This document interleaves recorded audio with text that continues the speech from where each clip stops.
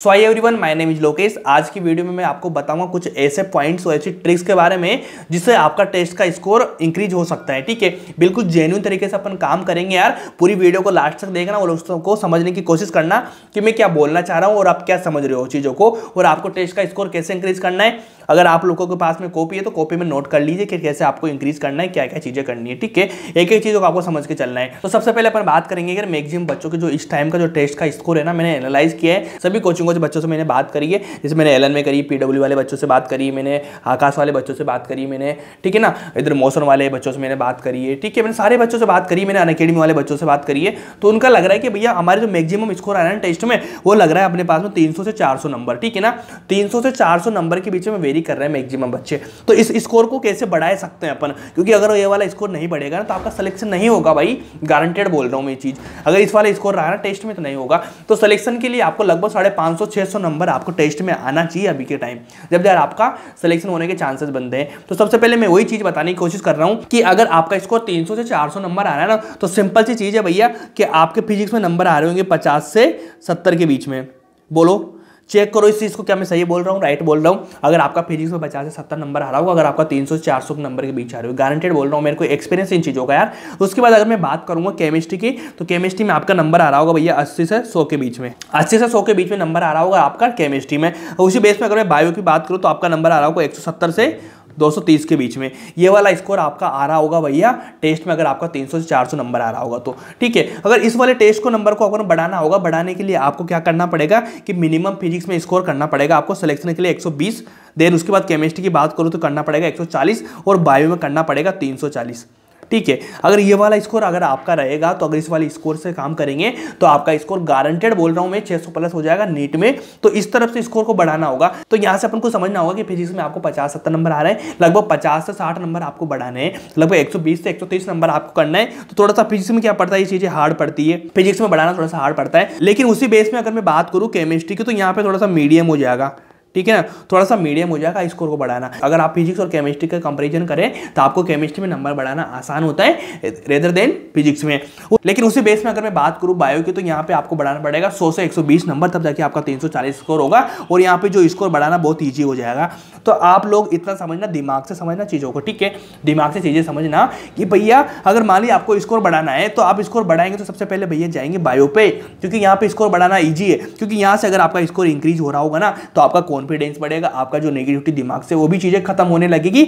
और जब यहां से खत्म हो जाएगी, आपका स्कोर बढ़ जाएगा, उसके बाद अपने आप केमिस्ट्री में कोशिश करना स्टार्ट कर देंगे और केमिस्ट्री में भी आपका स्कोर बढ़ जाएगा। जब केमिस्ट्री में आपका स्कोर बढ़ जाएगा तो उसके बाद आप जाएंगे फिजिक्स पे। फिजिक्स में क्या हो जाएगा, फिजिक्स में आप सेलेक्टेड टॉपिक जो होते हैं ना उनको सेलेक्ट कर लो और कैसे करना है मैं बता दूंगा आप लोगों को। इसका ट्रिक भी बताऊंगा, पहले आपको नीचे बताऊंगा मैं सब कुछ कैसे क्या करना है। पहले समझना ये वाला सिनेरियो क्या होता है कि आपका स्कोर इतना आ रहा है, आपको इतना करना पड़ेगा सिलेक्शन के लिए। अगर ये वाला किया आपने जेन्युइन तरीके से काम किया है, अभी 5 से 6 महीने जो मैं बता रहा हूँ ऐसा कर लोगे तो गारंटेड आपका सिलेक्शन हो सकता है। इस तरह से चीजें काम करेंगे तो आप, क्योंकि सिलेक्शन कैसे होता है मेरे को अच्छे से पता है कि किस तरह से चीजें करनी होती है और कौन सा बच्चा है वो नहीं करता, कहीं ना कहीं सिलेक्शन रुक जाता है उसका उन चीज़ों की वजह से। तो सिंपल सा देखेंगे यार अपन कि यहाँ पे हार्ड है, लेकिन अपन क्या कर सकते हैं इसके लिए। अपन को क्या करना है, जो स्कोर बढ़ाना है सबसे पहले बायो का बढ़ाना है, देन उसके बाद अपन को केमिस्ट्री का बढ़ाना है, उसके बाद फिजिक्स का बढ़ाना है। धीरे धीरे स्कोर बढ़ाते चलेंगे। तो इसके लिए आपको 4 से 5 महीने जो बचे हैं उनमें क्या करना होगा, फिजिक्स में भैया आपको नोट्स फॉलो करने हैं, है ना। क्या फॉलो करना है आपको, नोट्स फॉलो करना है। नोट्स के साथ में आपको क्या करना है, PYQ करना है। ठीक है, नोट्स के साथ में आपको PYQ करना है। इसके बाद आप कह रहे हैं NCERT पढ़ूंगा वो करूंगा, तो भैया NCERT पे बिल्कुल भी नहीं जाना।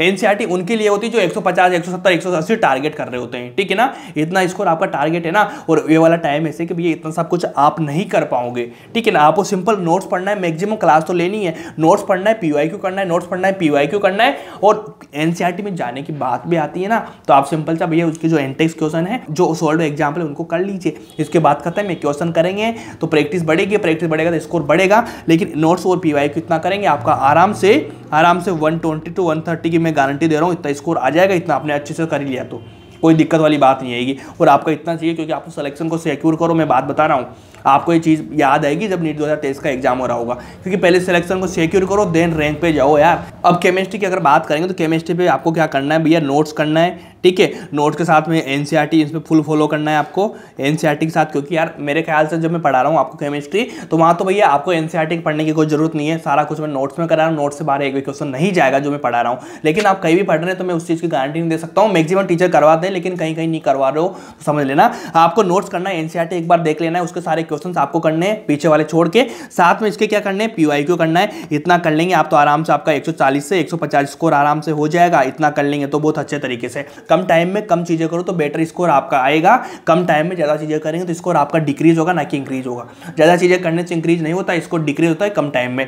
ज्यादा चीजें करने के लिए आपको मैक्सिमम टाइम चाहिए, क्योंकि चीजें करेंगे करने से कुछ भी नहीं होता, चीजें करेंगे उसके बाद उनका रिवाइज करना पड़ता है मल्टीपल टाइम, जब चीजें आपके दिमाग में फिट होती है ऑलरेडी, ठीक है। तो इसलिए आपको कम टाइम बचा है तो कम टाइम के हिसाब से कम चीजें करें, सिलेक्शन होता है भैया, कंसेप्ट वही है, सारी चीजें वही, इतना करेंगे आराम से निकलेगा कि यहाँ से स्कोर बढ़ा देंगे अपन। तो रही बात बायो की, तो यहाँ पे सबसे इजी है, साथ ही साथ में अपना फेवरेट है और इजी टू स्कोर होता है, ठीक है। तो सबसे पहले इसमें क्या करेंगे भैया, आपने क्लास कर ली होगी, आपने नोट्स पढ़ लिए होंगे या फिर जो भी चीज करी होगी आपने, ठीक है। तो अब आपसे क्या करना है, आपको डायरेक्टली फॉलो करना है भैया एनसीईआरटी बायोलॉजी की, क्योंकि अब एनसीईआरटी कब फॉलो करना है, जब आपने क्लास कर ली, आपने समझ लिया है। अगर मान लीजिए एनसीईआरटी कर लिया आपने, एनसीईआरटी अच्छे से पढ़ेंगे डिटेल में, मैं पहले बोल रहा हूँ डायरेक्ट एनसीईआरटी जाएंगे समझ नहीं आएगा। आपने क्लास कर ली, क्लास करने के बाद आपको चीजें समझ में आई, उसके बाद आपको एनसीईआरटी फॉलो करना है, क्योंकि क्वेश्चन वहां से बनेंगे और आपको समझ में आएगा वो क्वेश्चन कहाँ से बन रहे हैं, इतना समझ जाना। आप एनसीईआरटी करेंगे, एनसीईआरटी करने के बाद भैया जो वन शॉट वीडियो होती है ना, आप बोलेंगे आपने मना किया था वन शॉट का, तो मैंने वन शॉट का किस लिए मना किया था, मैंने को बता रहा हूं आप लोगों को।